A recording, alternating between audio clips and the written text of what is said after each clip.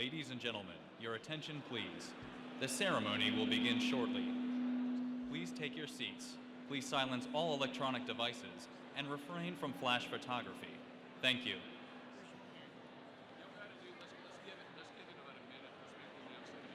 Yeah, oh, he will, because I know they didn't know. We always do. Okay, he's going to be late, so you're not announcing him up front. Okay. When he gets here, we'll do. If he gets here in time to do his thing, we'll do it. We'll stay in touch. But when you do the official intro, he's got a part there. Okay. So in another minute or so, we're going to have to make that announcement again. Okay?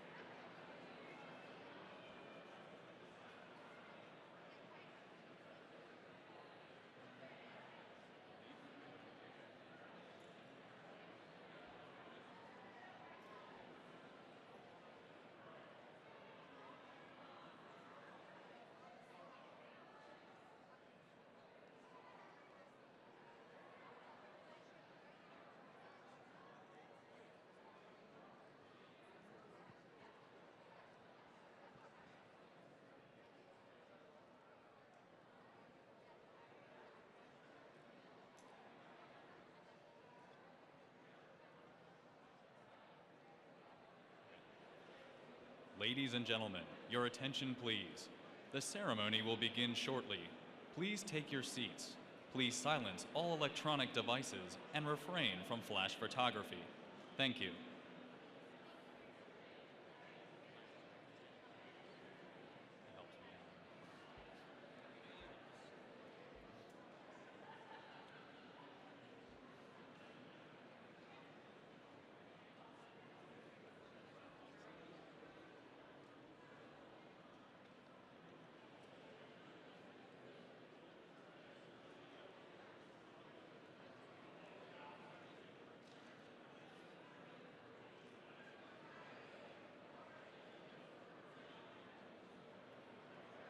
Okay. Yeah. That's what we'll see.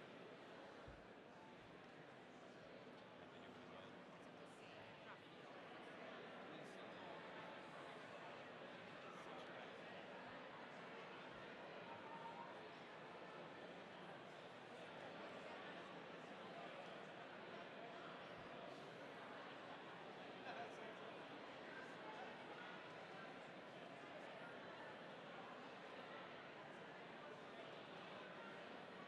Okay, we'll just say it one more time.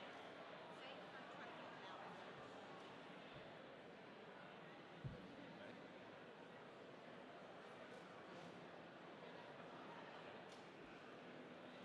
Ladies and gentlemen, your attention please.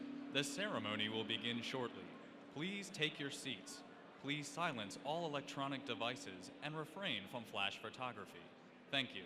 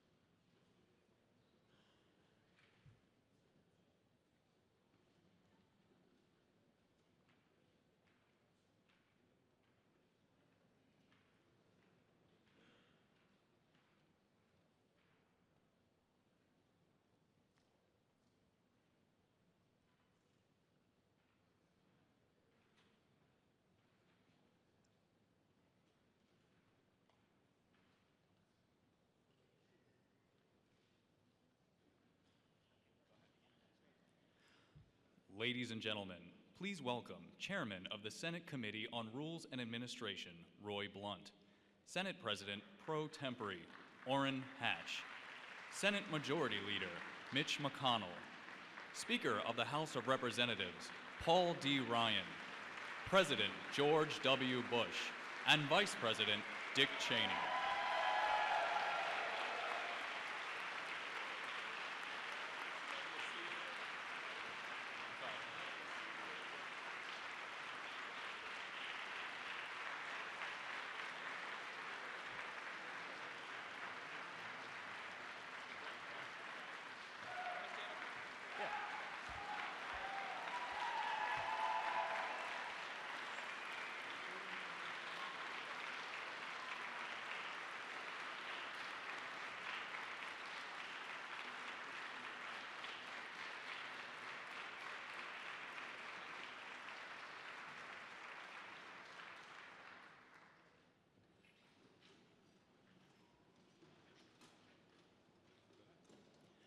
Ladies and gentlemen, please stand for the presentation of the colors by the United States Armed Forces Color Guard, the singing of our national anthem, and the retiring of the colors.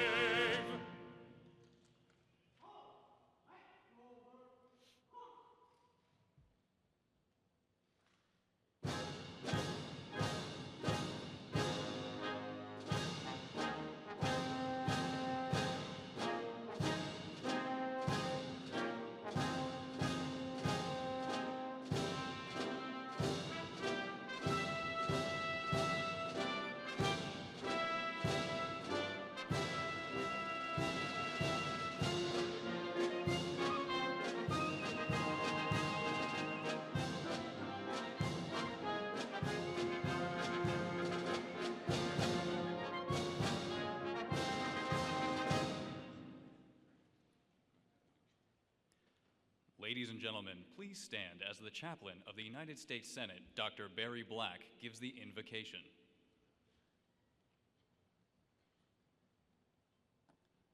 Let us pray. Eternal God, our refuge and strength, as we begin this unveiling ceremony of the marble bust of Vice President Dick Cheney, we thank you for his service to you and country.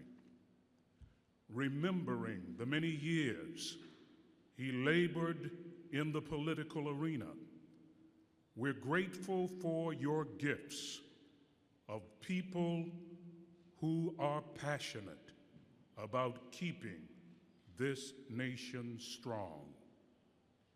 Continue to bless and keep Vice President Cheney and his loved ones.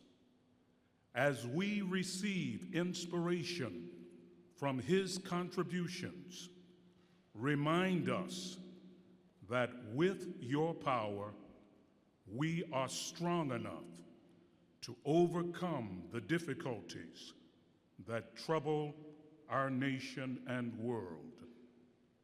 Lord, strengthen our commitment to you and country by turning our thoughts toward hope, our hearts toward justice, and our hands toward works of peace.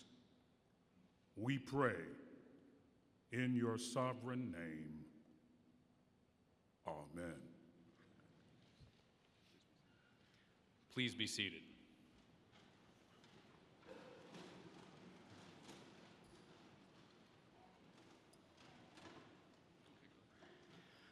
Ladies and gentlemen, the chairman of the Senate Committee on Rules and Administration, the Honorable Roy Blunt. Well, welcome this morning. It's a great opportunity for us to be here and to be part of this presentation of welcoming Vice President Cheney officially to the Capitol as part of the collection that the Senate started in 1885. 130 years ago, the Senate decided it would be appropriate to recognize the Vice President, but principally to recognize the Vice President in his job as President of the Senate, and certainly to get to recognize a person who spent a lot of time in both the House and the Senate as Vice President and before the 46th Vice President of the United States, Dick Cheney. The story of Vice Presidents and their impact on the Congress and the country is an important part of our history. And as we celebrate this event today, we get a chance to welcome both current and former members of the House and Senate, some of whom you'll hear from, former members of the Cabinet, Justice Scalia, we're pleased to be joined by him, and of course by President Bush, and before we're done, we'll be joined by Vice President Biden. We're particularly pleased, as I know the Vice President is, to be here with his family, such an important part of his life, and his great partner, Mrs. Cheney. You know, Lynn Cheney, a partner in this project, like she has been a partner in so many other things the Vice President has done. She has a deep appreciation for the history of the country. She's written great children's history and great adult history. She and the Vice President wrote a wonderful book, Speaker Ryan, on Speakers of the House when he was serving in the House, and we were lucky to have her come just last year and visit with senators about her really groundbreaking book on James Madison. When Dick Cheney was a member of the House, I remember him telling me that he and others founded the Dennis Thatcher Society because Mrs. Cheney was the chairman of the National Endowment for Humanities, and in the tradition of Dennis Thatcher, they thought they should band together and see what it was like to have a spouse with a more powerful job than they had. But they have been great partners, and so when Mrs. Cheney said that she thought that William Behrens had truly captured the character of the Vice President when she and the Vice President got to see the bust for the first time, that was probably the most important indication that everything was going to work out all right. We're also very pleased to have William Behrens and Charlotte Behrens, his wife, and members of their family here with us today. This will be the second bust that he has done that will be part of the Vice Presidential collection. He's now working on the third, and that will be the Vice President's Gore's bust that Mr. Behrens is doing as we're talking today. He is planning that. So Vice President Cheney, welcome back to the Capitol. Will Rogers said that the man with the easiest job in the country was the Vice President because all he had to do was get up every day and say, "How's the President doing?" But recent presidents and recent vice presidents have changed this job a lot since Will Rogers would have said that. Every vice president, starting with John Adams, has done a lot to make their own impact on the country, and uniquely had the opportunity to make an impact on the Congress. Dick Cheney brought to the vice presidency the preparation of a lifetime of service. His no-nonsense approach, his willingness to solve problems, made him an influential and an active part of President Bush's administration. He'd come to that job, actually his first job in Washington was to be a fellowship at the Capitol. 6 years later, he's the Chief of Staff for the President of the United States. One of the quicker moves from intern to Chief of Staff that ever happened. His 10 years in the House, he was the chairman of the Republican Conference. He was the Republican whip. Now, I had that job. I was the majority whip and never lost a vote when I was majority whip. I also, for a little while, was the minority whip, and I lost some votes there. Dick Cheney is the only minority whip who never lost a vote because the president's father, George H.W. Bush, asked him to be Secretary of Defense before he could ever whip a vote. And he holds lots of distinction in the history of the country. It is an honor to be part of this presentation today, and it'll be a great honor to see him recognized and remembered for time immemorial in the Capitol of the United States with this bust.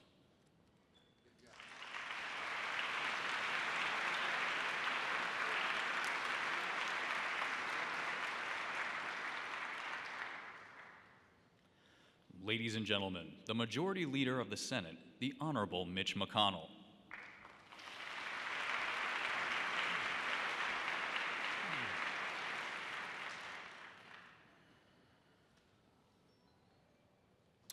Richard Bruce Cheney.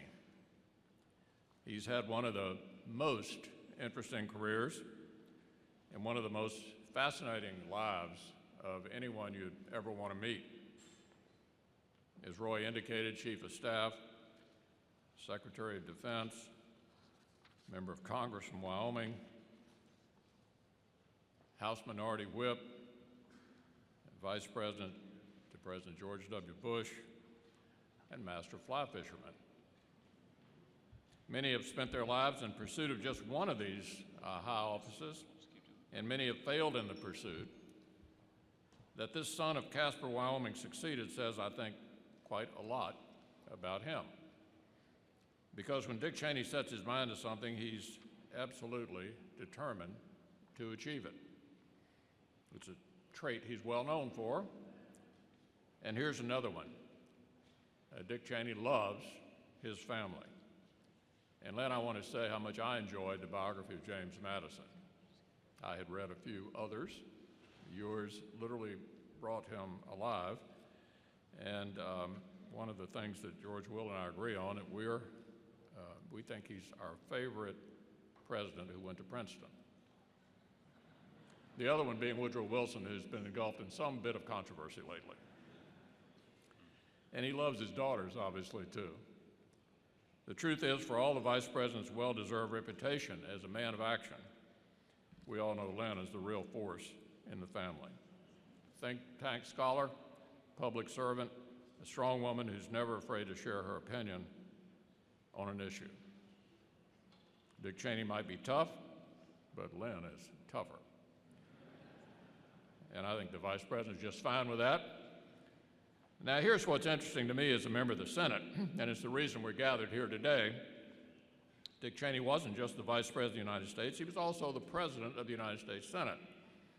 That's why we dedicate a bust to him and to every Vice President. Many Vice Presidents have viewed that role as purely ceremonial, but not the one we're honoring today. When Dick was Vice President, he was up at our policy lunch most Tuesdays. He was an active member of the Senate. He sat there like a sponge and soaked up all the information, and we could rarely get him to say anything. Wasn't that we didn't think he had strong opinions, but he knew he was there for President Bush to figure out what we were up to. One of the instances I remember quite well relates to the Vice President's only opportunity to vote, and that's to break a tie. Here's the setting. we had what by today's standard was a rather modest deficit reduction package, which we could do through what we call in the Senate reconciliation. So we could do it with 51 votes. I was the whip, the guy in charge of counting the votes.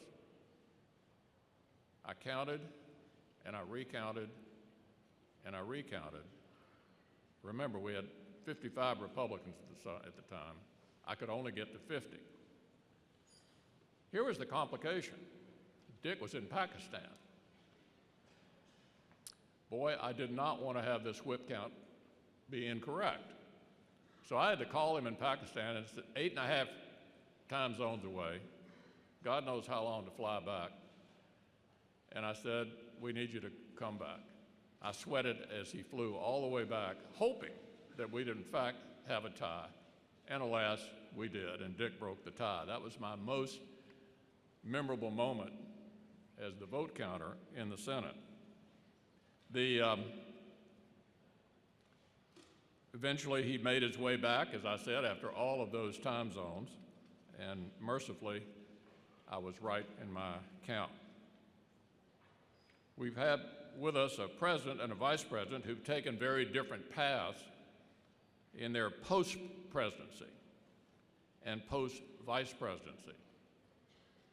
One continues to engage passionately in the debates of the day. He writes, he speaks, he lets his opinion be known in no uncertain terms. The other views his role in a different way. He's done important work, but he stayed home in the background. He's done humanitarian work, for instance, and he does something else, too. He paints. Now, who can say which role is the correct one when you've left both of these important offices? It's a matter of personal opinion. But I know we're all looking forward to seeing more of President Bush's masterpieces. Thank you, everyone, for gathering today. Thank you, President Bush. Thank you, Vice President Cheney, for all of your remarkable service to our country over many, many years. Thank you so much.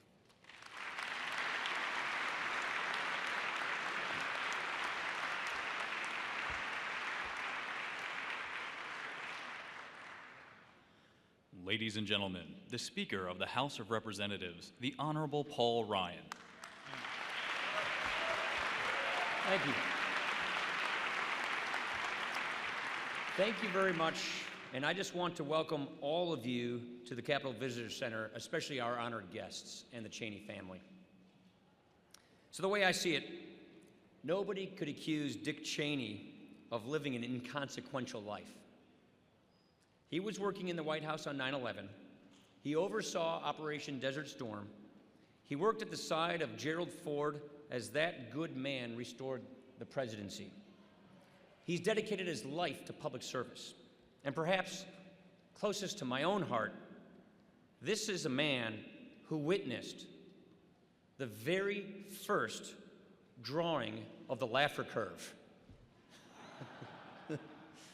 Now, given my position, I'm especially interested in his career as a congressman, a member of the People's House. He was elected in 1978. He served in the House for 10 years. And while he was there, he literally wrote the book on this place, Kings of the Hill, with his wife, Lynn. He vigorously supported Ronald Reagan in those times. And over that time, he rose in the ranks. The list of people he knew and people he befriended is like a who's who of the conservative movement. He succeeded Jack Kemp as the chairman of the House Republican Conference. Newt Gingrich succeeded him as the House Republican whip. He moved among giants in American politics. He is one himself. Later, of course, he left the House to become our defense secretary. He then went on to serve as the president of the upper chamber, which we in the House prefer to call that other chamber. And then he was never heard from again. I think the one thing people forget about Vice President Cheney is actually, he is a really funny guy. I mean, I studied the vice presidential debates because I had my own vice presidential debate. And if you remember the 2000 vice presidential debate, he's up against Joe Lieberman. Joe Lieberman's talking up the boom times under President Clinton. And he says, "I'm pleased to see, Dick, from the newspapers, that you're better off than you were 8 years ago." Candidate Cheney, without missing a beat, replies, "I can tell you, Joe, that the government had absolutely nothing to do with it." Joe Lieberman continues, "I can see my wife, and I think she's thinking, gee, I wish she could go into the private sector." Without missing a beat again, Dick Cheney says, "I'm going to try and help you do that, Joe." This runs in the family. Years later, when the vice president had his critics just going off the deep end, as they often did, he asked Lynn, his wife, "Does it bug you when people refer to me as Darth Vader?" And she said, "No, it humanizes you."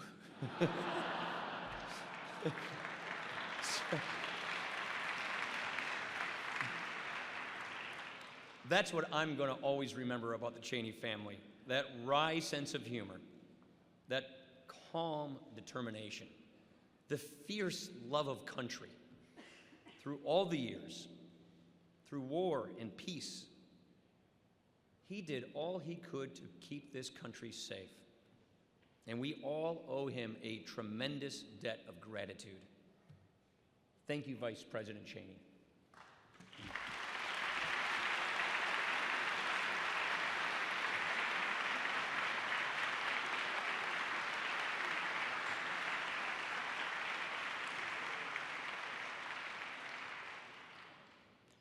Ladies and gentlemen, the 43rd President of the United States, George W. Bush.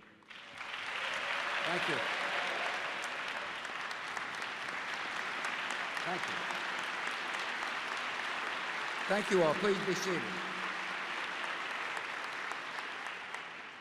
Thank you for the warm welcome. Lynn and all the Cheney family, I'm delighted to be here. I must confess, I'm somewhat reluctant to come back to Washington. Last time I showed up here, I was hanged in the White House. This time, I've returned only to find my vice president getting busted in the Capitol. Really appreciate you being here, Vice President. Thank you for coming. I want to thank Paul Ryan for his leadership. He's trying out for the Abraham Lincoln Lookalike Contest.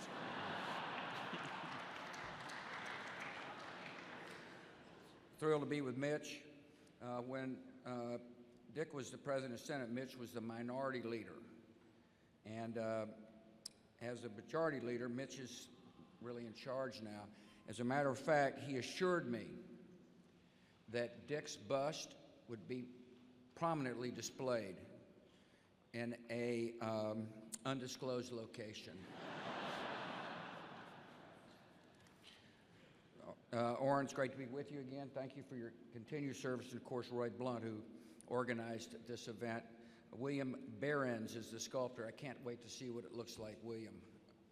Reminds me of the time somebody did one of me and I look like Alfred E. Newman. Over the years, I've had the chance to meet a number of Dick's predecessors. I've known one of them my whole life. Last week, I told Mother and Dad I was coming here for the bust unveiling. Dad perked up, and he said, "Send my best regards to old Iron Ass."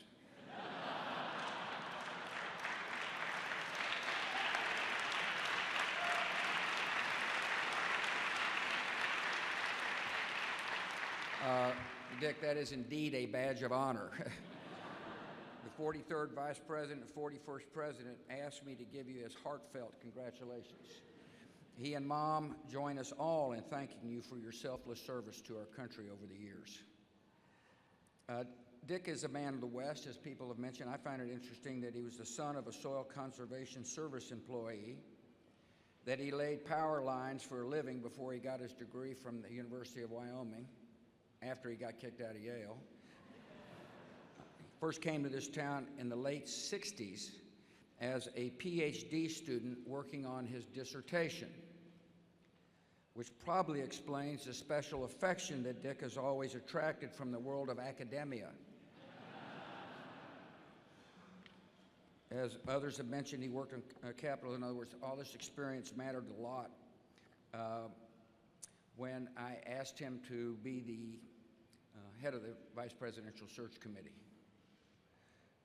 As he likes to tell people, if you ever get asked to chair such a committee, do it.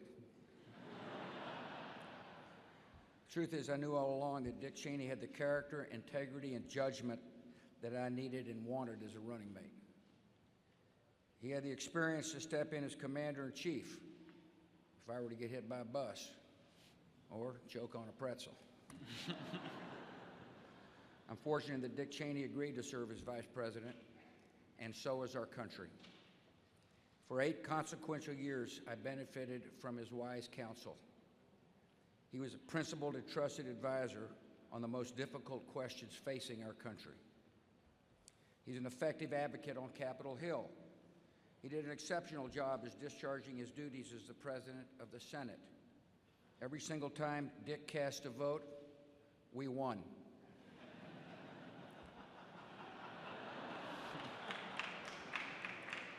And although he didn't spend much time speaking on the floor, he managed to convey a lot in a few words. Just ask Senator Leahy.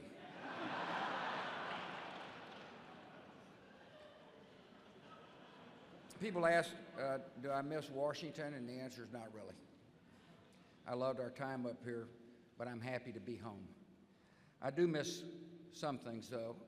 I miss saluting those who wear the uniform, and I miss my friends. And Dick Cheney is one of those friends. I always look forward to our weekly lunches. I could always count on him to take on any tough assignment, and I could always trust that the advice he offered was given with our country's best interests at heart. Dick became acting president for 2 hours and 5 minutes in July of 2007 while I was undergoing an undisclosed medical exam. He wrote the only document ever signed by an acting president, a letter to his grandchildren. In classic Dick Cheney fashion, he offered them a crisp piece of good advice: to always strive to do what is right. For 8 years, Dick stood by my side and always did what was right for our nation. Could not have asked for a better vice president than Dick Cheney. He's a good man who loves his country and really loves his family. Laura and I are proud to call Dick, Lynn, and their wonderful daughters friends, and I'm glad that his likeness will be an everlasting presence in these halls of democracy. Thank you.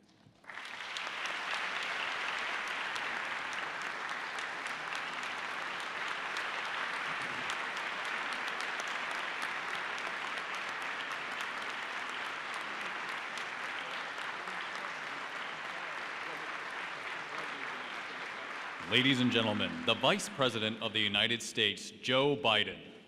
Ladies and gentlemen, thank you.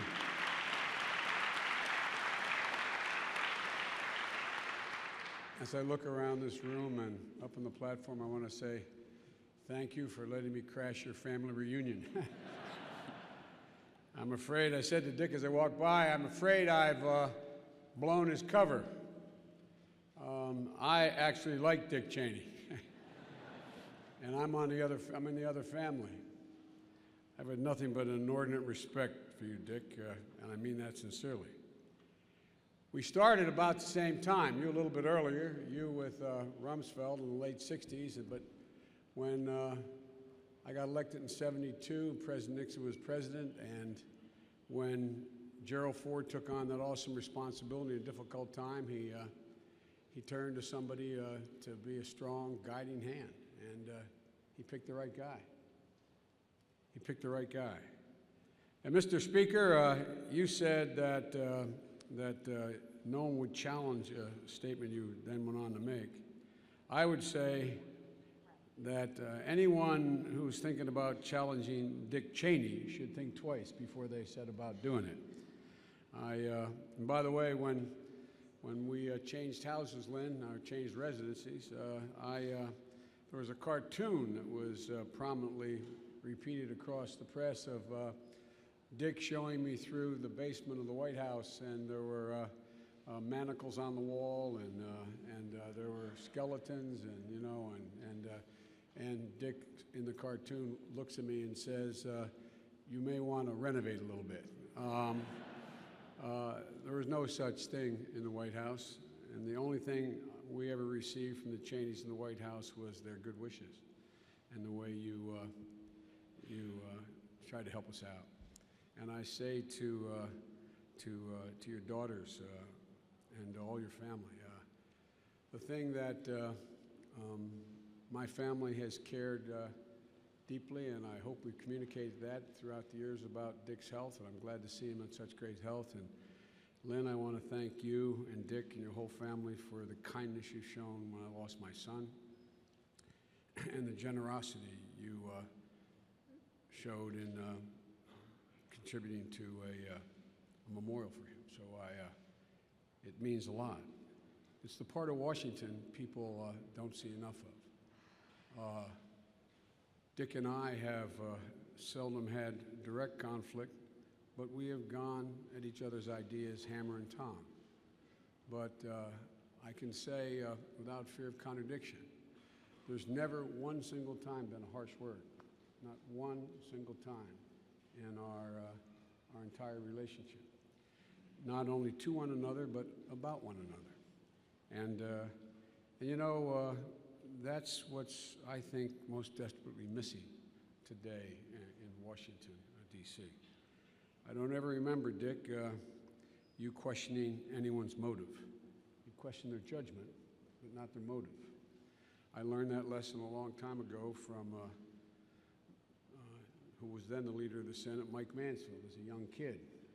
I came in, and remember our friend Orrin Hatch remembers that there was a guy who from South Carolina got elected, and I did, Jesse Helms, who actually became a friend. I kept in touch with his wife, Arthie Dott, who just died about a month ago. And I remember walking down the floor. I'd go, then I'd show up once I didn't particularly want to be in the Senate at that time, and I'd show up once a week at the office of the Majority Leader. And he would give me, every Tuesday, Mr. Justice, I'd get an assignment from the Majority Leader, and I would just turn 30, and I thought that's what happened. I thought Majority Leaders gave assignments for real. I saw how naive I was. And I realized after the fact he was just taking my pulse because of what I had been through, and I had said I'd only stay 6 months. A lot of people wish I'd kept that commitment. But one day I walked in, and a man later became my friend, Jesse Helms, was excoriating Bob Dole and Ted Kennedy for the precursor for the Americans with Disabilities Act. But I had to go to my meeting with the leader, and I went in, and I guess I looked upset. And I asked the question of him. He looked at me and said, "What's the matter?" He spoke in clipped tones. He said, "What's the matter, Joe?" And I went on to really go after Jesse. He said he had no social redeeming value. Why would he not help? And I went on and on. I'll never forget what he said to me. He said, "Joe, what would you say if I told you that Dot and Jesse Helms, I believe it was 1969, sitting in their living room in Raleigh before Christmas, there was an advertisement in the Observer, and there was a young man in braces, both legs up to his hips and crutches, and said all he wanted for Christmas was for someone to love him and adopt him." He said, "What would you say if I told you they went down and adopted that young man," which they did? I said, "I'd feel like a fool." He said, "Joe, it's always appropriate to question another man's judgment. It's never appropriate to question their motive because you don't know their motive. And when you question motive, it's virtually impossible to reach consensus." Dick and I could argue like hell about everything from foreign policy to domestic policy. But if we went at each other in personal ways, questioning motive, there'd be no possibility to reach a resolution. Quite frankly, Mr. President, that's why I enjoyed working with you, and I did. I think more than any other Democrat, I spent probably more time with you than any other Democrat. We disagreed, but it really never was disagreeable. I might add, if my dad were here, Mr. President, he'd look at you and say, "Kid, you got good blood." Your father, Mark of the Bushes, and why the Bushes chose the Cheneys is that I was recently in Houston, and I got a phone call from your dad's people saying he'd like to meet with me. And I said I'd be happy to come and meet with him. But he said, no, he wanted to come to my hotel and meet with me, which I thought was inappropriate. He's the President of the United States. I should go see him. But your dad insisted. Came in a wheelchair, a brace on his neck. You know what his agenda was? Welcome me to Houston. He thought it was appropriate. So, Dick, your career, as I look back on it, because it's about the same time frame, I don't think that there are many vice presidents, or for that matter, presidents, who have been in the eye of the storm on so many critical events in American history. From the transition of a presidency in the wake of an impeachment that didn't occur, to several wars, to the genesis of stateless actors that continue to threaten the social fabric of not only America but the world. And the thing about you, Dick, that I've admired most is you're absolutely steady. Absolutely steady and thoughtful. I disagree a lot. We disagree a lot. But I really mean it. It's amazing to me. There's one other thing that I'd like to mention. As I was riding up, I was thinking there's an unveiling of a bust. Well, you know, Lynn, the truth of the matter is that they should unveil a family bust. Because with your incredibly talented daughters and you, a woman of great talent, he didn't do this on his own. He really didn't. That sounds like hyperbole, but it isn't. The truth of the matter is, you have the same intellect and backbone that he has, and so do your daughters. And I want to thank them, by the way, personally for the phone calls. And this is a family affair. This doesn't just happen.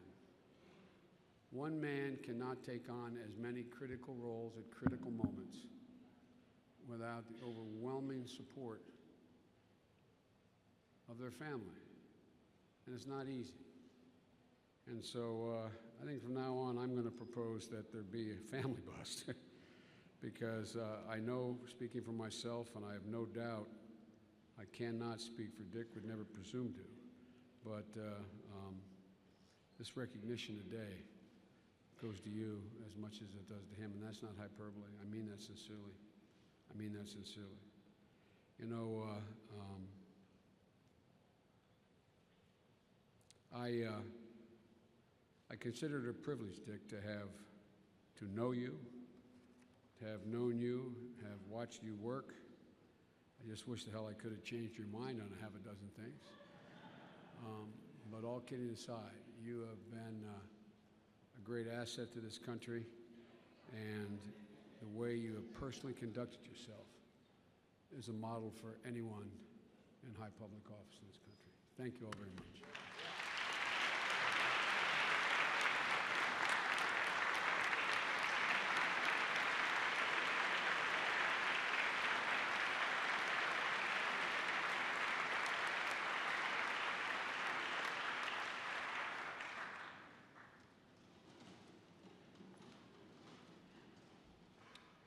Mrs. Cheney and the Cheney grandchildren, I think, are the designated unveilers here to join the Vice President and to get to do something that almost nobody gets to do. So, Vice President Cheney, if you join your family,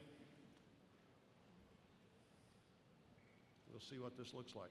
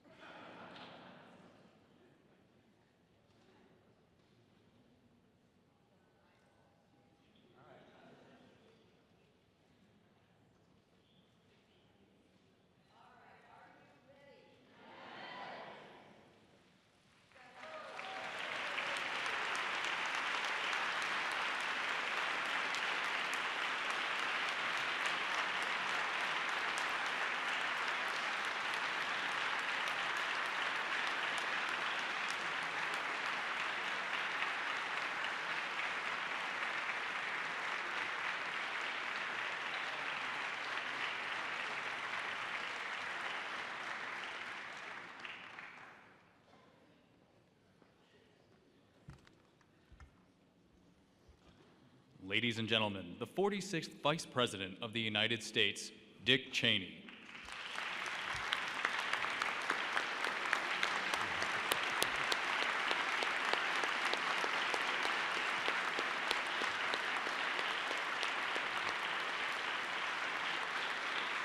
Thank you. Thank you all very much.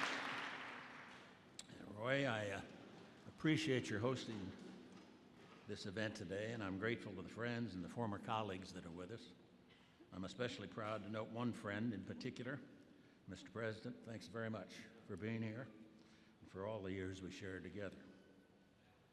Lynn and I are happy that all of you could have joined us on this particular occasion.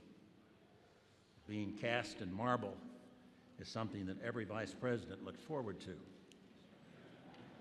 It's not only a high honor, it's our one shot at being remembered. You see, Joe, there's much to look forward to. Although I might add that in the case of Vice President Biden, he'll be remembered for 44 years of faithful service in the Senate and in the White House. And we appreciate very much your being here with us this morning, Joe.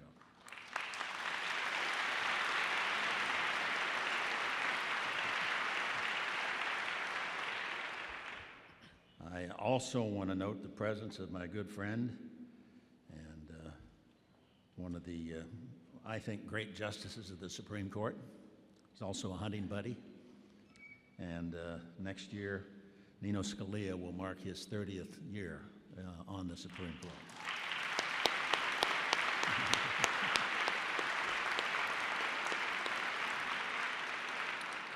I'm pleased as well to see the highest-ranking member of Congress here, my friend Paul Ryan. He's lately become a reminder to me that we don't always get exactly what we want in the world of politics. Somehow, Paul, I once aspired to be Speaker of the House and wound up as Vice President, while you ran for President and wound up as Speaker, as Vice President and wound up as Speaker.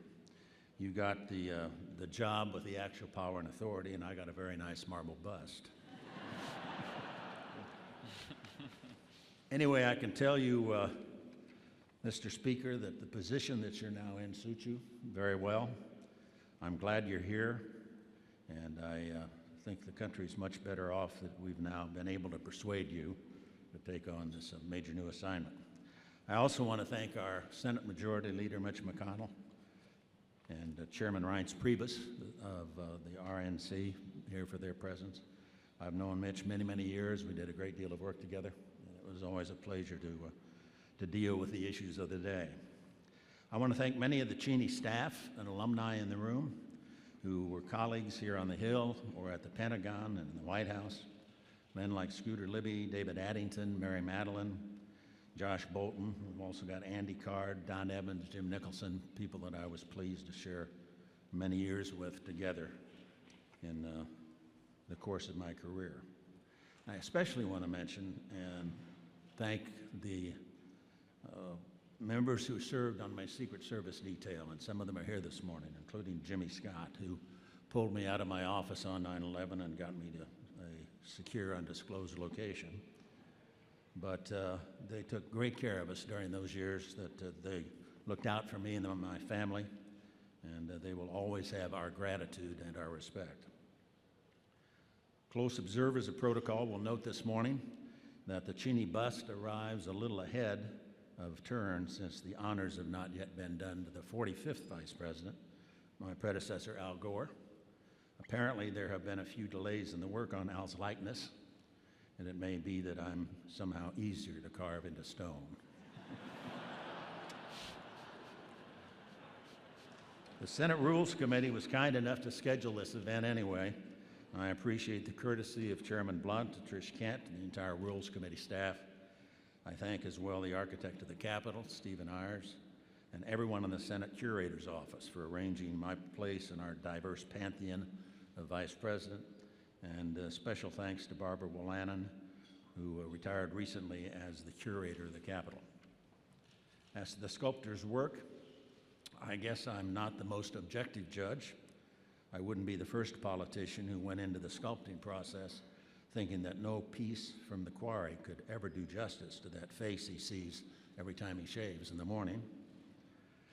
But you can decide for yourself. Personally, I think it's excellent. I think Will's done a superb job, and I want to thank him as a true master of the venerable art. So thank you very much, Will Burns.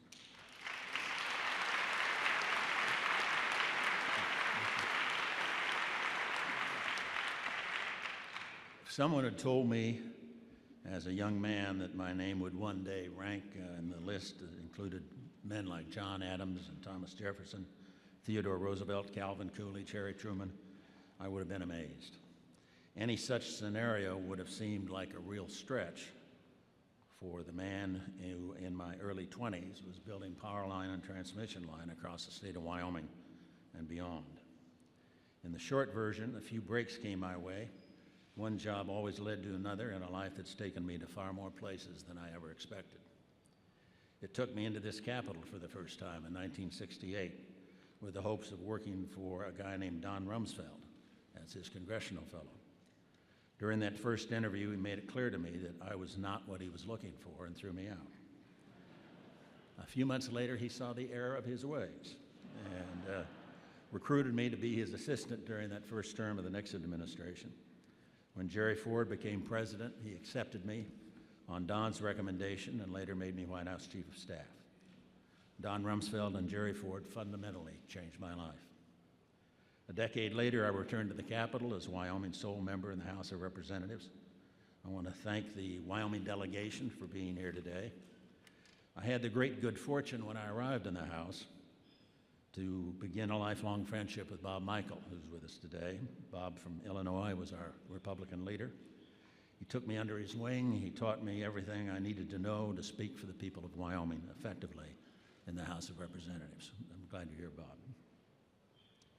I fully intended to spend my career in the Congress, but will always be grateful to President George H.W. Bush for asking me to join his administration as Secretary of Defense.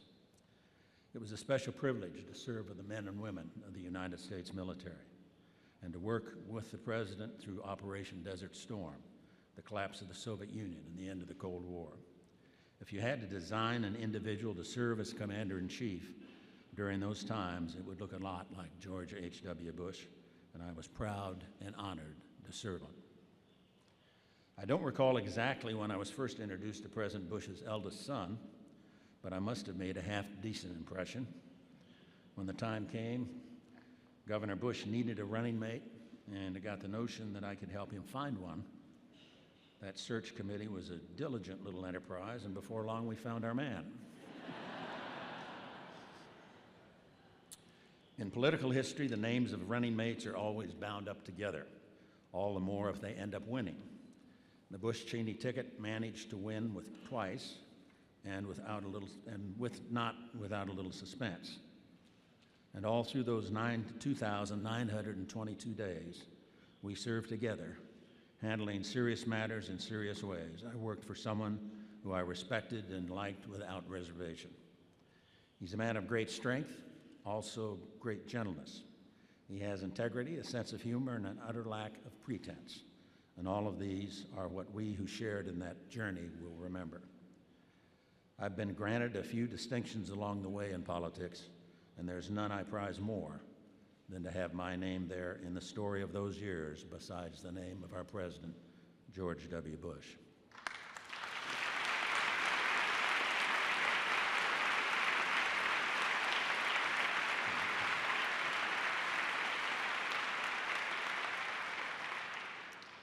You'll understand, I think, today, if today I think of another Richard Cheney, my dad. Anyone who knew him can tell you that the name was plenty good by the time it was given to me. And I know my sister Sue and brother Bob would say the same. Only more in this season of life, I remember and appreciate both my dad and my mom, Marjorie, for what good, kind, upright people they were, and how enormously lucky I am to be their son. And how could I conclude an occasion like this without mentioning my historian wife? She's not a woman easily impressed, but I thought surely this final honor would do it, a bust of me in marble here in the Capitol building.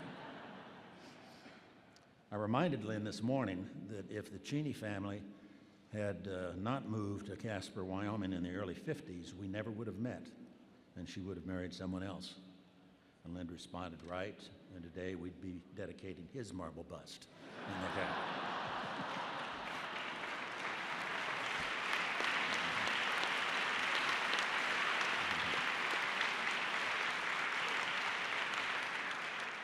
This is enough to say that I'm glad fate worked as it did, placing me in proximity to Lynn Vincent, keeping her close by those 50 years and more.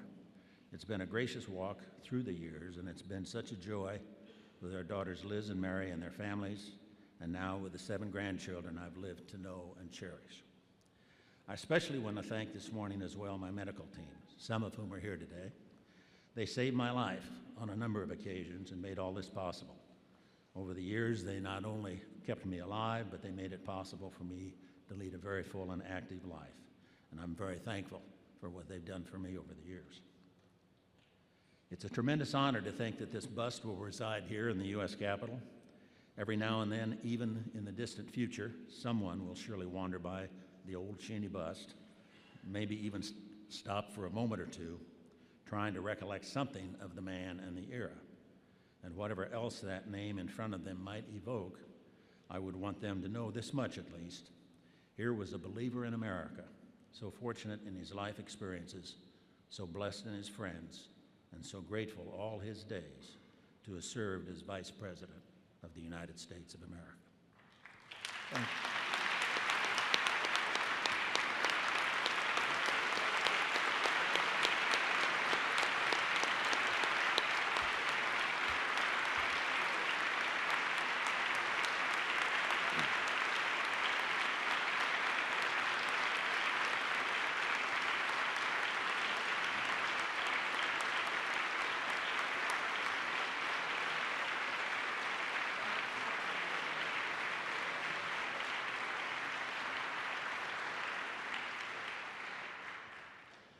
Ladies and gentlemen, please stand as the chaplain of the United States Senate, Dr. Barry Black, gives the benediction.